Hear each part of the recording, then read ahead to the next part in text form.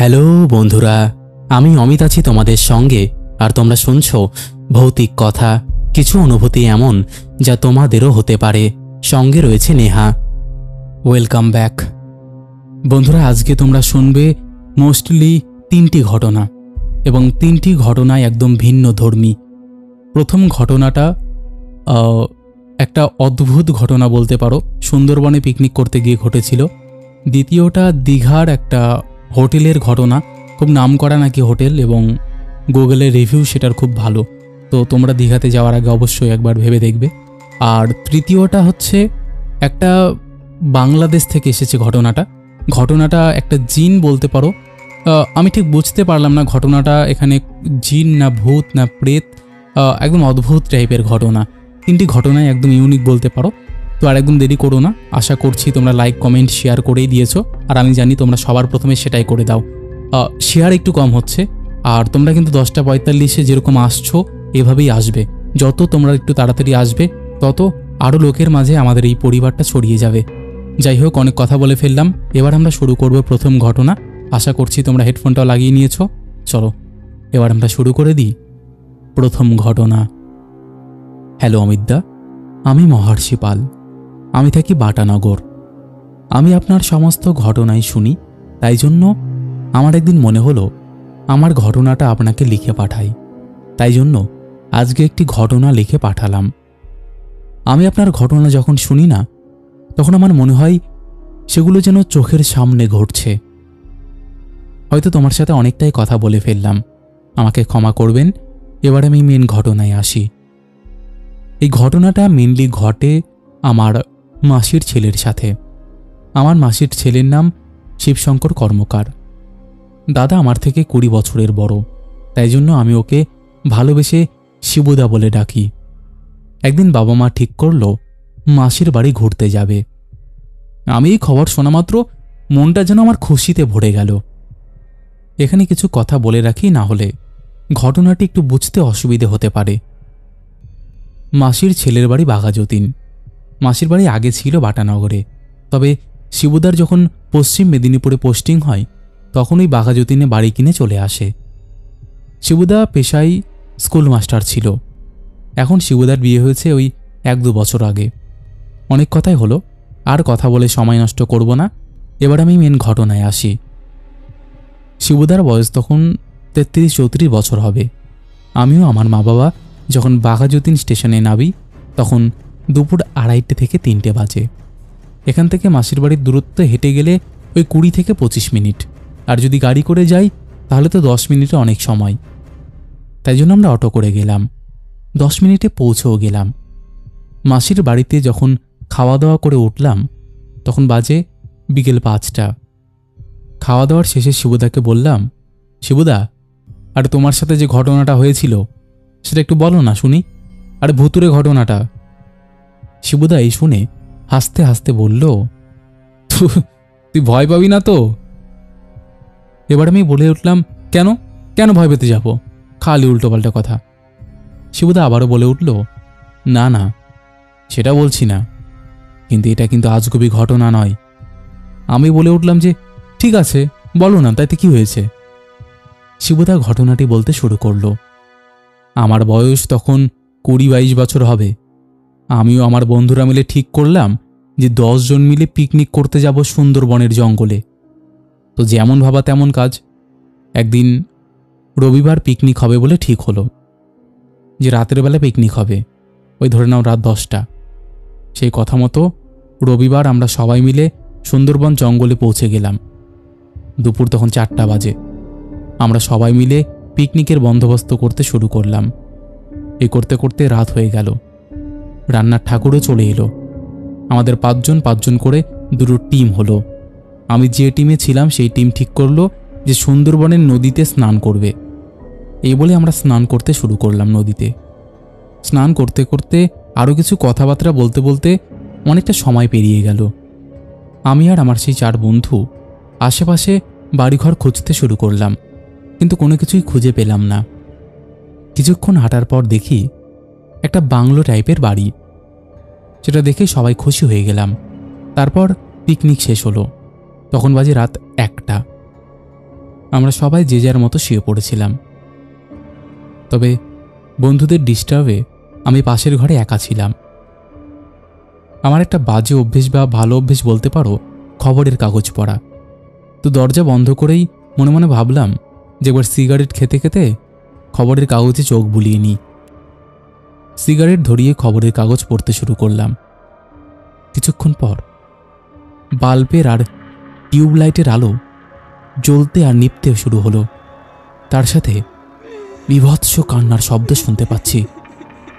কিছুক্ষণ পর আওয়াজটি থেমে গেল, ইলেকট্রিসিটিও চলে গেল, আর ঘরটা পুরো অন্ধকারাচ্ছন্ন হয়ে গেল। তাই জন্য চেয়ারের ওপরেই হেলান দিয়ে বসে রইলাম। আবার কিছুক্ষণ পর হঠাৎ যেন কোথা থেকে কান্নার শব্দ ভেসে আসতে শুরু করলো। এবার কান্নার সাথে সাথে হাসির শব্দও শুনতে পেলাম। এরকম কন্টিনিউ চলছে, কখনো কান্নার শব্দ ভেসে আসছে, আবার কখনো হাসির শব্দ। এবার আমার ব্যাপারটা সুবিধার বলে মনে হলো না। আমি নিজেকে আর ধরে রাখতে না পেরে জানালাটা খুলে দেখলাম কেউ আছে কিনা, কিন্তু কাউকেই দেখতে পেলাম না। আমি চিৎকার করে উঠলাম, কে কে রাতের বেলায় বসে কাঁদছো কেন? কোনো কিছু দরকার থাকলে আমাকে বলতে পারো, আমি সাহায্য করতে পারি, কিন্তু এভাবে কাঁদছো কেন? এই কথাটাই যখন বললাম তখন কেউ আর সাড়া দিল না। কিছুক্ষণ পর এবার বাথরুমের দরজাটা বন্ধ হচ্ছে, আবার দরজাটা খুলছে। এদিকে আমি অজ্ঞান হয়ে গেলাম। তারপর দিন সকালবেলায় আমার জ্ঞান ফিরল। এবার বলবো জ্ঞানটা ফিরল কি করে। আমার বন্ধুরা প্রচণ্ড জোরে জোরে দরজা ধাক্কা দিয়ে আমাকে ডাকছিল, সেই আওয়াজই আমার জ্ঞানটা ফিরেছিল। যখন আমি ঘরের বাইরে বেরোলাম তখন আমার বন্ধুরা বলে উঠল, আরে আমরা তো অনেকক্ষণ ধরেই দরজা ধাক্কাচ্ছি, দরজাটা খুলছিস না কেন? আর তোকে দেখে মনে হচ্ছে তুই খুব ভয় পেয়ে আছিস। আমি বললাম যে না না, কিছু হয়নি, আসলে কালকে রাতে একটু দেরিতে ঘুমিয়েছিলাম তো, তাই জন্যই।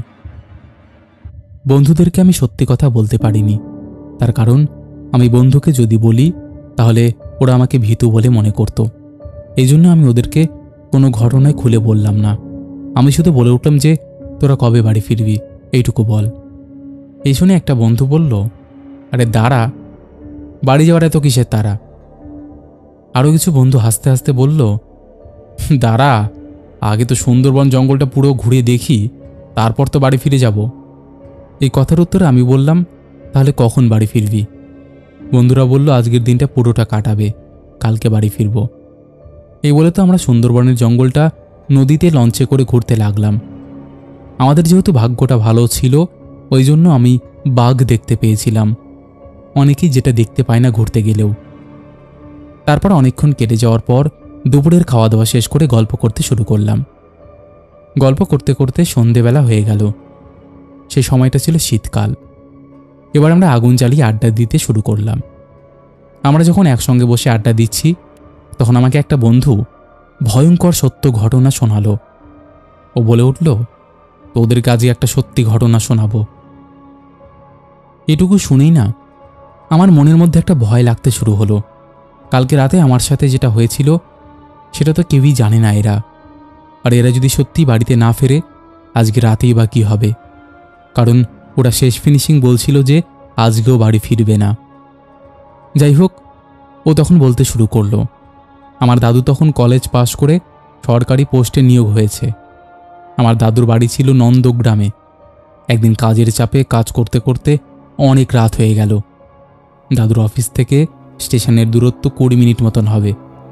শেষ ট্রেন 12:50-এ। দাদুর অফিস থেকে বেরোতে বেরোতে 12:40 হয়ে যায়। দাদু স্টেশনে পৌঁছে দেখেছিল যে ট্রেনটা বেরিয়ে গেছে। দাদু ভাই মনে মনে ভাবল, আমি যদি 1 মিনিট আগে আসতাম তাহলেই হয়তো ট্রেনটা পেয়ে যেতাম। তারপর হতাশ হয়ে স্টেশনের বেঞ্চের ওপর বসে পড়ল। দাদু মনে মনে ভাবল, আজ আর বাড়ি ফেরা হবে না, এ বলে ঘুমিয়ে পড়ল। তার কিছুক্ষণ পর ট্রেনের হর্নের শব্দে ঘুমটা ভেঙে গেল দাদুর। দাদু ঘড়িতে তাকিয়ে দেখল যে 2:10। ট্রেনটা দেখে মনটা খুব খুশি হয়ে গেল দাদুর, যে আজকে তাহলে মনে হয় বাড়ি ফেরা যাবে। দাদু ট্রেনে উঠে দেখল ট্রেনের কামরা একদম ফাঁকা। যাই হোক, তার 5-10 মিনিট পর ঘুমিয়ে পড়ল আবার। তার কিছুক্ষণ পর একটা শব্দে দাদুর ঘুমটা আবার ভেঙে গেল, আর সেই শব্দটা ছিল একটা ভয়ঙ্কর হাসি। দাদু দেখল যে উল্টো দিকে কত লোক বসে আছে, তবে দাদু যখন ট্রেনে উঠেছিল তখন কোনো লোকই ছিল না। দাদু মনে করলো ওরা হয়তো ডাকাতের দল। আমার দাদু আবার ভূতের ভয় পেত না, কিন্তু ডাকাতদের প্রচণ্ড ভয় পেত। দাদু ভয়ে ভয়ে জিজ্ঞাসা করে, আপনারা কোন স্টেশন থেকে উঠেছেন? একজন হাসতে হাসতে বলল, কেন, তোর জানার কি দরকার? আমাদের সাথে নামবি নাকি? এই কথাটা শেষ হতে না হতেই দাদু দেখতে পেল সবকটা লোকের চেহারা একটা ভয়ঙ্কর রূপ নিচ্ছে। এই দেখে দাদু যখন চোখ খুলল তখন দেখল দাদু এগুলো স্বপ্ন দেখছে। দাদুর ঘুম ভেঙেছিল কজন লোকের জিজ্ঞাসা করাতে। দাদুকে জিজ্ঞাসা করলো যে আপনি এখানে শুয়ে আছেন কেন, কারণ দাদু একটা রাস্তার ধারে পড়েছিল। কিন্তু দাদু যখন ঘুমিয়েছিল দাদু তখন স্টেশনে ছিল। দাদু কি করে সেখানে গেল সেটা দাদু আজও জানে না। যাই হোক, তখন সেই স্বপ্নের কথা সবাইকে বলাতে তখন সবাই বলল যে আপনি তো ভাগ্যের জোরে বেঁচে গেছেন। দাদু শুনে বলল, কেন? একজন বয়স্ক লোক তাদের মধ্যে বলে উঠল একটা পুরনো ঘটনা। উনি বললেন, অনেক বছর আগে আপনার মতো এক পরিবার রাত 2:10 ট্রেনে উঠেছিল। হঠাৎ স্টেশন থেকে একদল ডাকাত উঠল।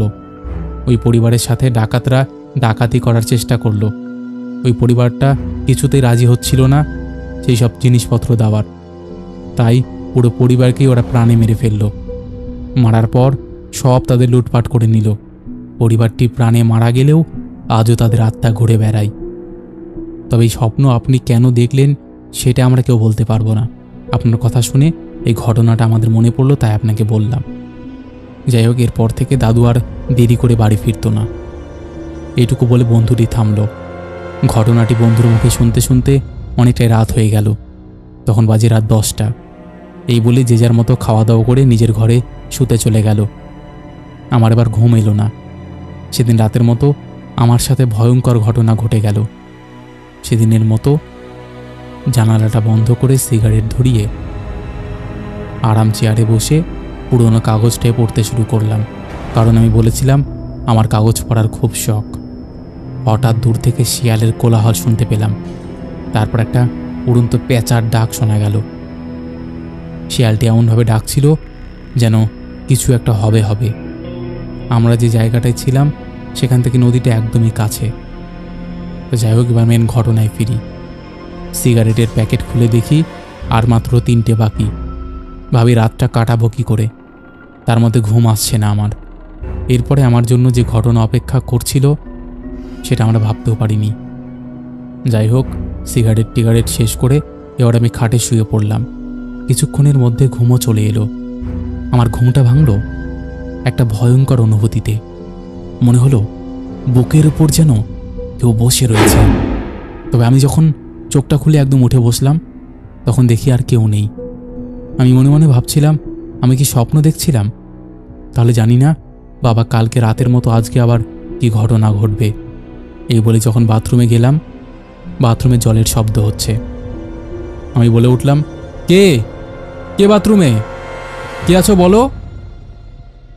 এটা বলার সাথে সাথে ভয়ঙ্কর খিলখিল করে হাসির শব্দ শুরু হলো। তার সাথে বলল, এটা আমার বাড়ি, আমার যেখানে খুশি আমি সেখানে থাকবো, তোর কি? এবারে আমি একটু ভয় পেয়ে উঠলাম। আমি তো এখানে একা, আমি ছাড়া তো কেউ নেই। হঠাৎই দেখলাম একটা মহিলা আমার সামনে এলো। আমি ভয়ে ভয়ে জিজ্ঞাসা করলাম, কে কে আপনি? তখন সে বলে উঠল, এটা আমার বাড়ি, এটা আমার ঘর, আমি এখানে কাউকে থাকতে দেব না। যে থাকবে আমি তাকেই মারার চেষ্টা করব, মেরে ফেলবো আমি তাকে। এই শুনে আমি বললাম, আমরা তো 2 দিনের জন্য ঘুরতে এসেছি। সে বলল, 1 মিনিটের জন্য থাকতে দেব না। আমি এবার বললাম যে ঠিক আছে, আমি চলে যাব, কিন্তু তুমি এখানে কি করছো? তখন সে আমাকে কাঁদতে কাঁদতে বলল, এটা আগে আমাদের বাংলো ছিল, আমি অনেক কষ্ট করেই বাংলোটাকে বানিয়েছিলাম, কিন্তু আমার একটি দুর্ঘটনায় আমার মৃত্যু হয়ে গেল। তারপর থেকে আমি এখানে থাকি, যদি পারো তো আমাকে সাহায্য করো। তখন আমি বললাম যে কি করতে হবে। সে আমাকে বলল গয়াতে গিয়ে পিণ্ড দান করে আসতে, তাহলেই সে নাকি মুক্তি পাবে। আর এই কথাটা আমি কাউকে জানাতে পারবো না। আমি বললাম যে ঠিক আছে, যে গয়ায় গিয়ে পিণ্ড দান করে আসব। এটা বলার সাথে সাথে আমার ঘুমটা আবার ভেঙে গেল। এতক্ষণ আমি যেগুলো দেখলাম সব কিছুই আমার স্বপ্ন ছিল। আমি এবার এই পুরো ঘটনাটা আমার বন্ধুদেরকে খুলে বললাম। এই শুনে তারা বলল যে ঠিক আছে, আমরা তাহলে কালকে সকালে খোঁজ নেব, আর যদি খোঁজ পাই তাহলে এটাই করে আসতে হবে। যাই হোক, আমরা সেখানে সকালবেলা খোঁজ নিলাম যে সত্যিই এটা একজন মালিকের বাংলো ছিল এবং সে বাংলোটা করার পরই মারা গিয়েছিল। এটা শুনে আমি মনে মনে ভেবেছিলাম হয়তো তাহলে সেই আমাকে জানান দিল সে মুক্তি পাচ্ছে না, তার আত্মার শান্তির জন্য পিণ্ডদান করে আসতে। এই ভেবে আমরা সেখান থেকে দেরি না করে বাড়ি চলে এলাম এবং পরে পিণ্ডদানও করে এসেছিলাম। বাড়িতে এসে এই ঘটনাটা সবাইকে খুলে বলেছিলাম। তো এই ছিল ঘটনাটা। এখন হয়তো উনি শান্তি পেয়ে গেছেন। আশা করছি ঘটনাটা দাদা তোমার ভালো লাগবে। ভালো লাগলে অবশ্যই শুনিও। ভালো থেকো। তো বন্ধুরা, এই ছিল প্রথম ঘটনা।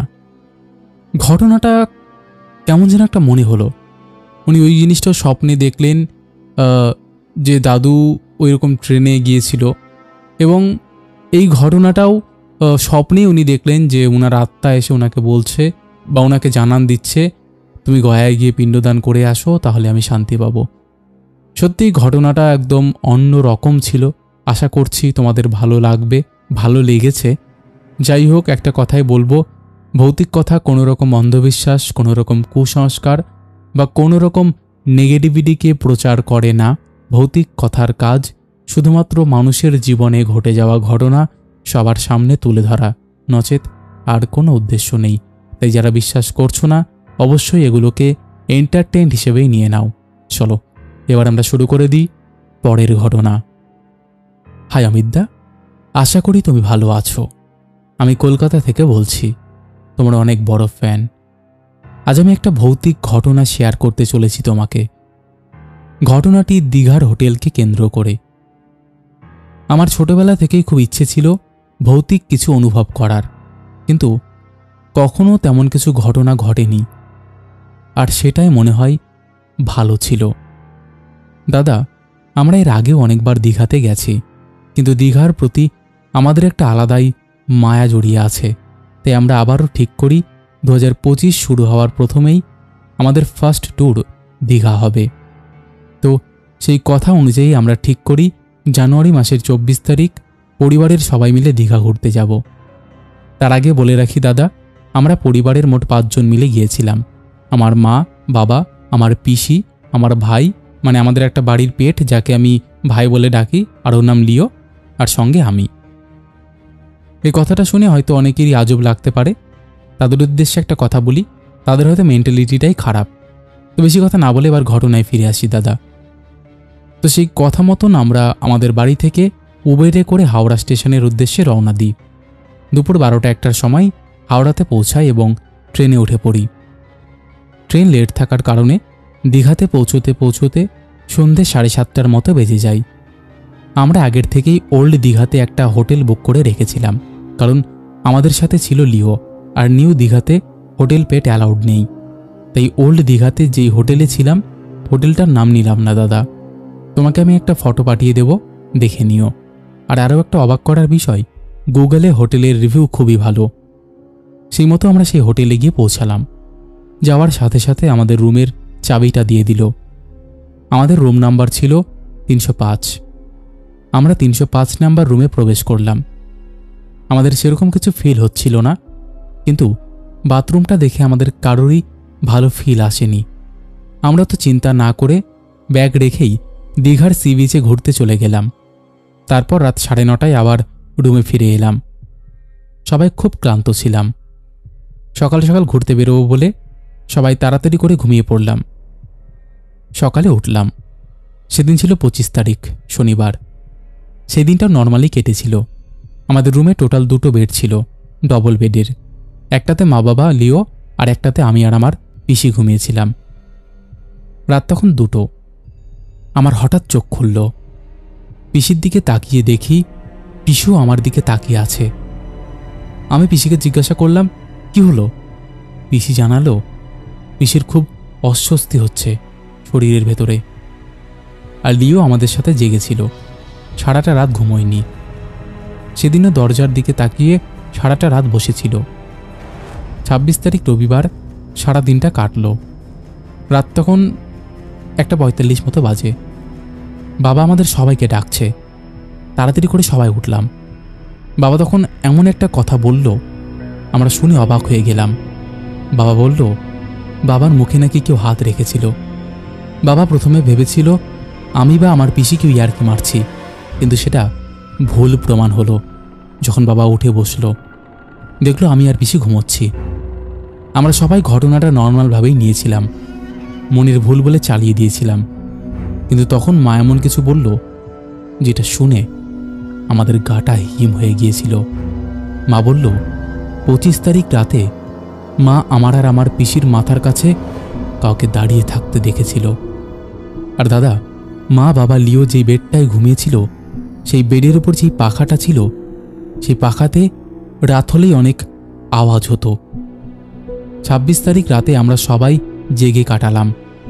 27 তারিখ সন্ধ্যে 6টায় আমাদের ট্রেন ছিল, কিন্তু এই ট্রেন লেট হওয়ার কারণে 6টার বদলে রাত 10:30 বেজে গিয়েছিল।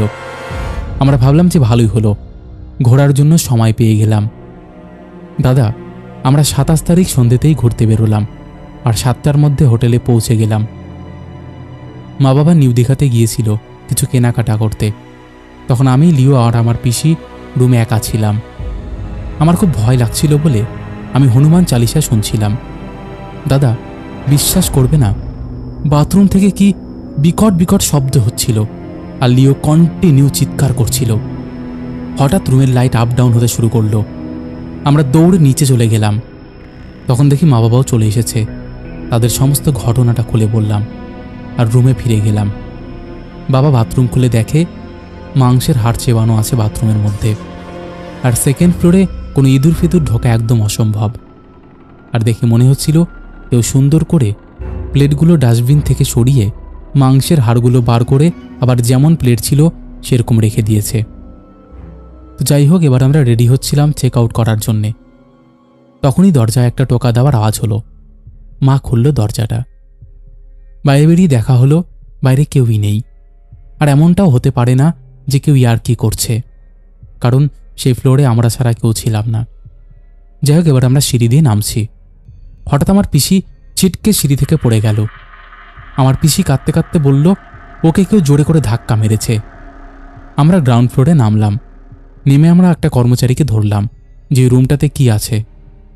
এরপর আমরাই ওনাকে সমস্ত ঘটনা খুলে বললাম। আর এই শুনে উনি আমাদের যা বললেন সেটা শুনে আমরা সবাই চমকে গেলাম। উনি বললেন, এই হোটেলে আজ থেকে 3 মাস আগে 305 নম্বর রুমে একটা পরিবার এসেছিল ঘুরতে। তাদের মধ্যে একটা মহিলা ওই রুমের বাথরুমে পড়ে মারা গিয়েছিল। আর ওই মহিলাটার ফ্যামিলির লোক প্রায় একদিন মতন ডেড বডিটা হোটেলের মধ্যেই রেখেছিল। তারপর তারা চলে যায়। তারপর থেকে 305 নম্বর রুমে যে যে থাকতে আসে তারা একদিনের বেশি থাকতে পারে না। আরও অনেক ঘটনা ঘটেছিল দাদা, তুমি বললে আমি শোনাবো। ঘটনাটা সিলেক্ট হবে কিনা মেসেজ করে জানিয়ে দিও একটা।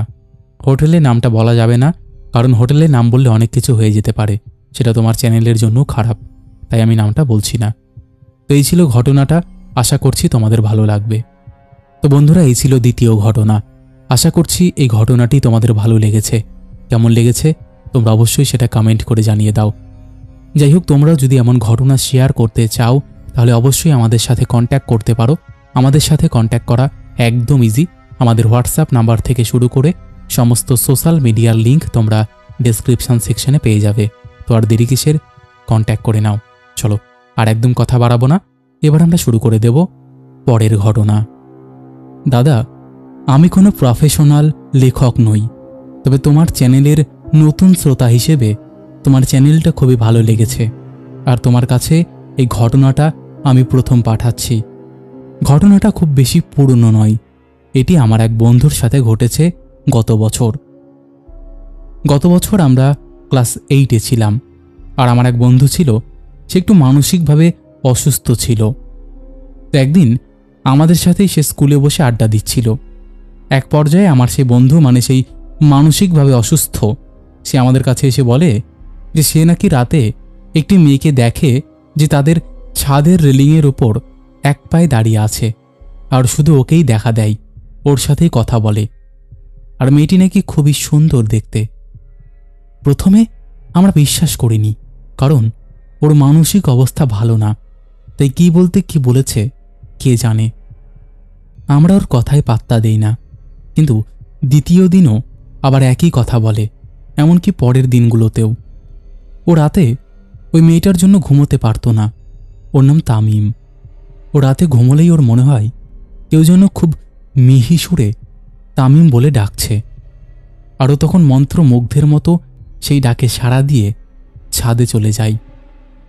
কিন্তু সেবার ছাদে যাওয়ার পরই ওকে আর কোথাও খুঁজে পাওয়া যায় না।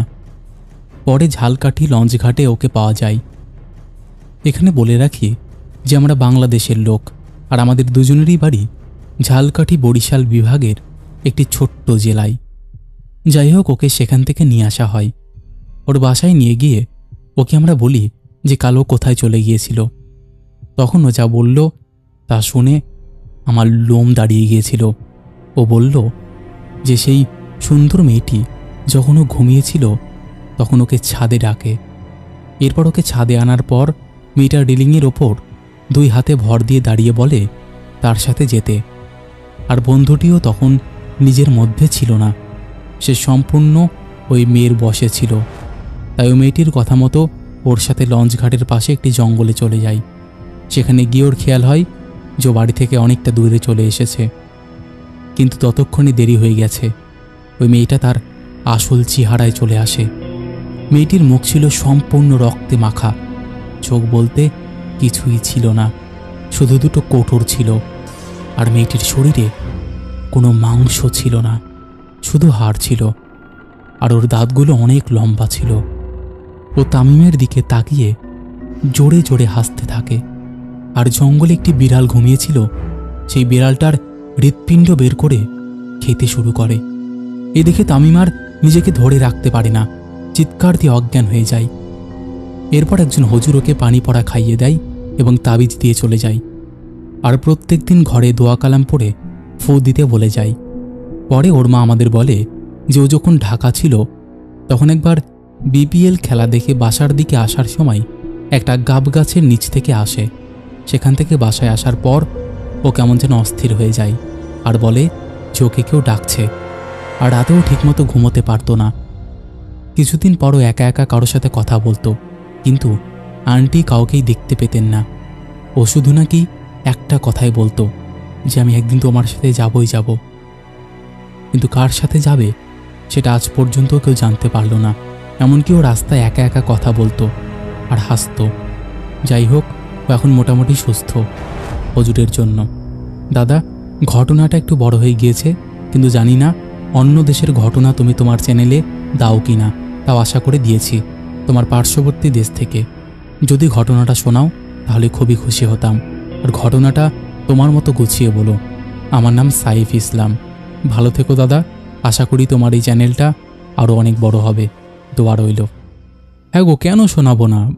মানে অন্য দেশ তো কি হয়েছে, আমাদের এই পরিবারে বহু দেশ থেকে ঘটনা আসে। আমেরিকা থেকে আসে, ক্যালিফোর্নিয়া থেকে আসে, যেখানে যেখানে আমাদের বাঙালি আছে সেখান থেকে ঘটনা আসে। সৌদি আরব থেকে ঘটনা আসে। তো অবশ্যই আমরা সবার ঘটনাই শোনাই। যাই হোক, এই ছিল আজকের জমজমাট একটি এপিসোড। আশা করছি তোমাদের ভালো লেগেছে। কেমন লেগেছে অবশ্যই তোমরা কমেন্ট করে জানিয়ে দিও। চলো এবার আমরা শুরু করছি শাউট আউট পর্ব। শেষের এপিসোডে ফার্স্ট কমেন্ট করেছে বনগাউন, লিখেছে থ্যাংক ইউ দাদা, রাতের ঘুমটাকে আরও ভালো করে দেওয়ার জন্য। Thank you. সেকেন্ড কমেন্ট করেছে বাপি লাভ। থার্ড কমেন্ট করেছে মনিকা ত্রিপুরা। দুজনেই লাভ লাভ রিয়াক্ট দিয়েছে।